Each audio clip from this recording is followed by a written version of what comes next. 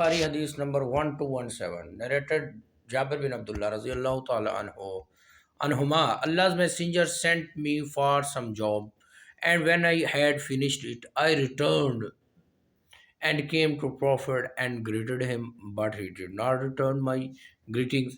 So I felt so sorry that only Allah's know it. I said to myself, perhaps Allah's messenger is angry because I did not come quickly.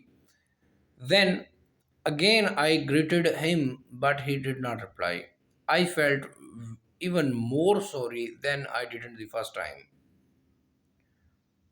I did the first time. Again, I greeted him. He returned the greetings, and I said, the thing which prevented me from returning the greeting was that I was offering salat, and at that time he was on his rahila, and his face was not towards the qibla. 1217 صحیح بخاری 1217 حضرت جابر بن عبداللہ رضی اللہ تعالی عنہما سے روایت ہے، انہوں نے فرمایا رسول اللہ صلی اللہ علیہ وسلم نے مجھے اپنے کسی کام کے لیے بھیجا۔ جب میں گیا اور کام کر کے نبی صلی اللہ علیہ وسلم کی خدمت میں حاضر ہوا، میں نے آپ کو دوران نماز میں سلام کیا، مگر آپ نے مجھے کوئی جواب نہ دیا، جس سے میرا دل اتنا رنجیدہ ہوا کہ اللہ ہی بہتر جانتا ہے۔ میں نے اپنے دل میں کہا شاید میرا رسول اللہ صلی اللہ علیہ وسلم مجھ سے اس لیے ناراض ہیں کہ میں دیر سے لوٹا ہوں۔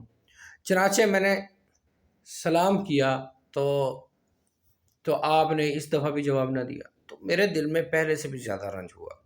میں نے پھر سلام کیا تو آپ نے سلام کا جواب دیا اور فرمایا چونکہ میں نماز پڑھ رہا تھا اس لیے تجھے سلام کا جواب نہ دے سکا۔ حضرت جابر کہتے رضی اللہ تعالیٰ عنہ، اس وقت آپ سواری پہ تھے جس کا رخ قبلہ کی طرف نہ تھا، آپ نفلی نماز پڑھ لیتے تھے سواری کے اوپر۔